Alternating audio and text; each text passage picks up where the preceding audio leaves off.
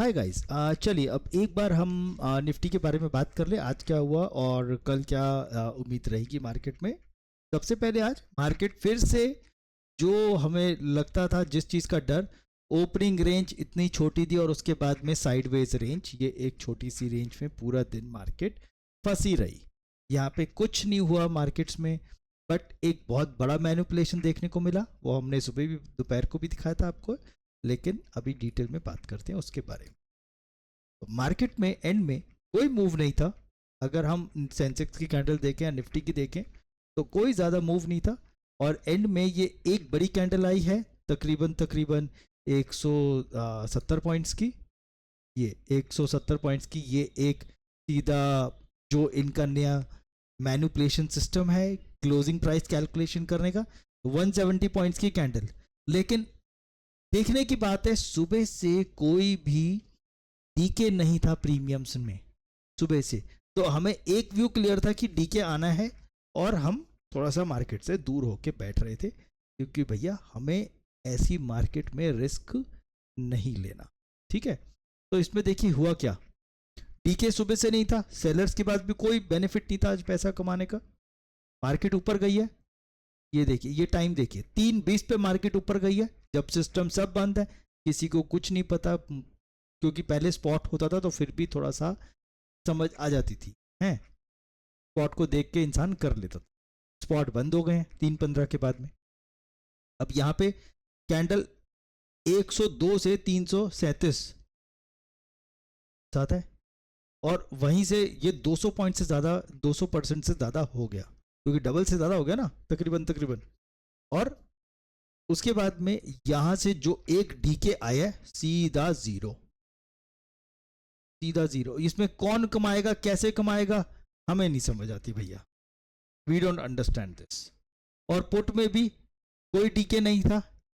उसके बाद में 3 PM के बाद में ये अगर आप देखेंगे 3:15 के बाद में डीके आना शुरू हुआ यहाँ पे पुट में, एक सॉलिड डीके। चलिए, ये तो हम बात कर रहे हैं ओटीएम की। एटीएम की भी बात कर लेते हैं। अगर हम वो इन द मनी की बात, आईटीएम इन द मनी की भी बात कर लेते हैं। अगर इन द मनी की बात करी जाए तो ये देखिए, 3:20 की कैंडल, यानी 3:20 से 3:25 के बीच में कैंडल 202 से 516 गई है। ठीक है, 516। लेकिन भैया एक्सपायरी है, इंट्रिंसिक वैल्यू को एडजस्ट करना है, डीके लगा नहीं था। फिर हुआ क्या मार्केट में, जिस स्ट्राइक की एक्चुअल वैल्यू 154 थी, फिर वहां पे सीधा एक पुल बैक आया 516 से, और एक ही कैंडल में सीधा 154। तो ऐसी मार्केट को थोड़ा सा हम अवॉइड करेंगे तो ज़्यादा बेटर रहेगा, जब तक ये सिस्टम हमें समझ नहीं आ जाता, जब तक ये चीज़ थोड़ा सा सेटल नहीं हो जाता। अभी क्लियर मैनिपुलेशन है, रिटेलर्स बिल्कुल पैसा नहीं कमा पाएंगे, ऐसी मार्केट थोड़ा सा दूर रही। और जैसे मैंने बोला था, कुछ दिन के लिए स्टॉक्स में या फिर कमोडिटी में सेट वहाँ पे थोड़ा सा शिफ्ट हो जाएगी। चलिए अब एक बार फिर भी हम कल का देखते, कल का मार्केट सिनेरियो क्या रह सकता है। ग्लोबल मार्केट्स की बात करी जाए, यूएस की मार्केट्स ऑल टाइम हाई 2 दिन से चल रही थी, एक पुल बैक आना बनता ही बनता है। तो ये यहाँ पे थोड़ा बहुत ये पुल बैक्स आने शुरू हो रहे हैं। देखिए, कोई ज़्यादा पुल बैक नहीं है, 0.81, 0.20 और 0.08%। तो ज़्यादा पुल बैक नहीं है, वो ज़्यादा वो गिरावट नहीं है, सिर्फ एक पुल बैक है। ठीक है, यूरोपियन मार्केट्स भी ऑलमोस्ट साइडवेज जोन में फंसी हुई है, और गिफ्ट निफ्टी अपना अभी फिलहाल 67 पॉइंट्स नेगेटिव है। ठीक है, चलिए अब हम चलते हैं एक बार एफआईआईस की पोजीशन पे। तो एफआईआईस क्या करके गए हैं। अच्छा, आज भी अगर इस चीज़ को ऑब्जर्व कर रहे होंगे, जो लास्ट वीक भी सेंसेक्स की एक्सपायरी के दिन वॉल्यूम होता है, आज वो वॉल्यूम श्रिंक होके 50% रह गया था। आज कोई भी सेलर्स मार्केट में ऐड नहीं हो रहे थे प्रीमियम, इसलिए डीके में ज़्यादा प्रीमियम डीके कुछ मिल नहीं रहा था। ठीक, तो सेलर्स का भी मार्केट में ज़रूरी है आना। ठीक है, ऑप्शन सेलर्स का बहुत ज़रूरी है एक्टिवली पार्टिसिपेट करना। आज 50% वॉल्यूम डाउन थी। ठीक है, अब फिलहाल अब एफआईआईस को देखा जाए फ्यूचर्स को लॉन्ग करके गए हैं, कॉल खरीदे गए हैं और पुट सेल करके गए हैं, तो क्लियरली एक बुलिश मूव बना के गए हैं, क्लियर बुलिश मूव। अगर प्रो प्लेयर्स की बात करी जाए, फ्यूचर्स को एक माइनर क्वांटिटी से शॉर्ट किया है, ठीक है, कॉल बाय करके गए हैं, पुट सेल करके गए हैं, तो ये भी एक क्लियर बुलिश व्यू के हिसाब से मार्केट्स को बना के गए हैं। रिटेलर्स क्या कर रहे हैं, फ्यूचर्स शॉर्ट है, कॉल सेल है, पुट बाय है, तो एक स्ट्रॉन्ग बेरिश मूव। और DII अगेन अपने फ्यूचर्स को शॉर्ट करा है, कॉल भी बाय करके गए, पुट भी बाय करके गए।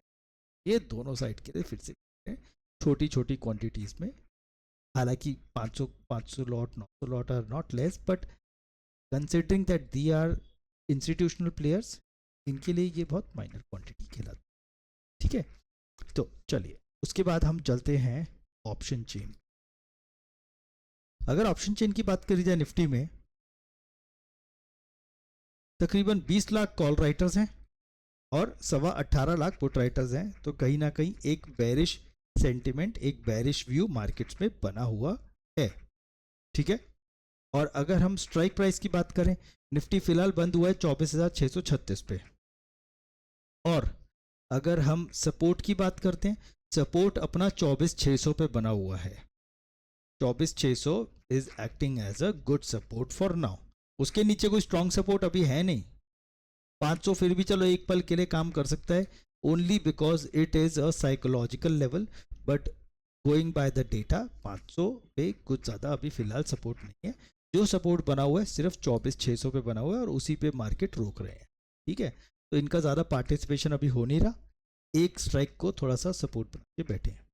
और कॉल राइटर्स की अगर बात करी जाए तो 24,700 पे भी कॉल राइटर्स बैठे हैं और 24,800 पे भी कॉल राइटर्स और 25,000 पे।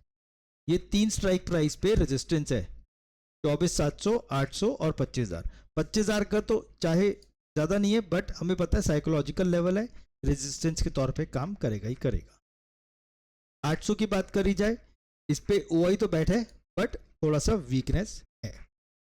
और 700 की रेंज पे OI आज इनकी पोजीशंस बनी हुई हैं, लेकिन एक बात समझिए, ना पुट राइटर्स मार्केट को भगाने की कोशिश कर रहे हैं इस वक्त, ना कॉल राइटर्स मार्केट को गिराने की कोशिश कर रहे हैं। ये सिर्फ अपना एरियाज को डिफेंड करके खड़े हैं, इस एरियाज में पोजीशंस को हेज करवा के खड़े हैं, ठीक है। ठीक, चलिए अब एक बार हम चलते हैं निफ्टी पे। निफ्टी उसी रेंज में फंसा हुआ है, ये एक छोटी सी रेंज।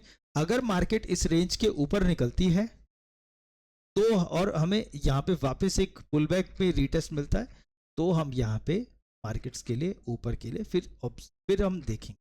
अदरवाइज हम अभी फिलहाल मार्केट्स को ऊपर के लिए नहीं देखेंगे। लेवल्स हमारे सेम रहेंगे क्योंकि मार्केट्स इतना स्लो है कि यही लेवल्स चलेंगे फिलहाल के। नीचे के लिए ये जो आज रेंज बन गई है, अगर हम आज रेंज की बात करें, ये जो रेंज बन रही है, मार्केट जिस साइड इस रेंज को ब्रेक करेगी और रीटेस्ट देगी, उसी साइड के हिसाब से मार्केट जाएगी। अगर ऊपर ब्रेक करके रीटेस्ट करती है, अगर मार्केट ऊपर ब्रेक करके रीटेस्ट करती है तो हम इसको यहाँ तक के लिए देखेंगे, और अगर मार्केट नीचे ब्रेक करके रीटेस्ट करती है तो फिर हम इसको 500 के लेवल्स के लिए देख सकते हैं, ठीक है। तो फिलहाल, और हमें रीटेस्टिंग में प्रॉपर हैमर चाहिए, हैमर डोजी कुछ फॉर्मेशन चाहिए उसके अकॉर्डिंगली, और डेटा सपोर्ट करेगा उसके अकॉर्डिंग। लेकिन आप इस चीज़ का भी ध्यान रखिएगा थोड़ा सा कि इंडिया विक्स थोड़ी सी बढ़ जाएगी तो जो मिड मार्केट है ना, जो बीच में हम बोलते हैं मार्केट्स की मूवमेंट, जो ओपनिंग रेंज और क्लोजिंग रेंज को छोड़ के उस रेंज में मार्केट में भी ट्रेड अगर तभी सेटअप बने और तभी ट्रेड करना, अगर थोड़ा सा हमें इंडिया विक्स अच्छा मिल जाए, या फिर जो हैवी वेट स्टॉक्स हैं या मेजर सेक्टर्स हैं वो आपके सपोर्ट में मिले। अगर एक सेक्टर पॉजिटिव एक नेगेटिव है तो कहीं ना कहीं ये रिस्क हो जाएगा। आई वुड से अवॉइड करो, उस केस में अवॉइड दैट, ठीक है। All together I would say कि अवॉइड ही करो, लेकिन आई नो बहुत सारे लोगों को आदत होती है ट्रेड करना ही करना है, तो फिर आप इन चीज़ों को थोड़ा सा ध्यान में रखिए, ज़्यादा से ज़्यादा प्रोबेबिलिटीज़ को अपने फेवर में रख के फिर करिए। बाकी स्टॉक्स का हम यहाँ पे नहीं बता सकते, तो हम एक बार US ऑयल को ऑब्जर्व कर लेते हैं। हम US ऑयल को अगर देखें तो US ऑयल एक बहुत अच्छे, अगर हम US ऑयल को बड़े टाइम फ्रेम के हिसाब से देखते हैं तो ये बेरिश यहाँ से बेरिश मूवमेंट के लिए रेडी है। बेरिश अभी भी रेडी नहीं, मतलब बेरिश जोन में ही चल रहा है, सेल एट बाउंस के जोन में चल रहा है। अभी फिलहाल हम इसको क्या चाहते हैं, यहाँ से एक बार बाउंस ले ले। हमारे पास में ये 2 लेवल्स हैं, इन 2 लेवल्स पे कहीं पे हमें यहाँ पे रीटेस्ट करके कोई इन्वर्टेड हैमर डोजी कुछ फॉर्मेशन कुछ आएगा तो हम देखेंगे। अगर इन लेवल्स के ऊपर क्लोजिंग आती है तो हम फिर ये ऊपर के लेवल्स का वेट कर सकते हैं। ठीक है, आप इन लेवल्स को एक बार नोट भी कर लीजिए। ये हमारा है यूएस ऑयल टीवीसी और एक लेवल है 78.43 टू 79.02 और ये दूसरा लेवल है 80.97 टू 81.70। ये 2 लेवल्स आप मार्क कर लीजिए, इस चीज़ को ऑब्जर्व करिएगा। यूजुअली दोनों ऑपोजिट रेंज में चलती हैं, निफ्टी और यूएसएल यूजुअली ऑपोजिट रेंज में चलती हैं। अगर आपको इन जोन में कुछ मिलेगा तो फिर देखा जाएगा, अगर यहाँ पे कहीं पे कुछ हैमर डोजी कुछ भी फॉर्मेशन होएगा तो हम फिलहाल मार्केट को उसके अकॉर्डिंगली देखेंगे। ठीक, बाकी आप अपना रिस्क रिवॉर्ड फॉलो करिए, मार्केट को जितना हो सकता है इंडेक्स से दूर रहिए, स्टॉक्स में करिए, कैश इक्विटी ये इंट्राडे में करिए, कैश में, स्टॉक्स में एफ&ओ करना है वो देखिए, बट इंडेक्स से थोड़ा सा दूर। बाकी हमें फॉलो करते रहिए, हमें कोई स्टॉक्स अगर कोई अच्छे लेवल पे मिलेंगे वी विल पोस्ट दो stocks on Instagram as well. बाकी अपना ध्यान से ट्रेड को फॉलो करें।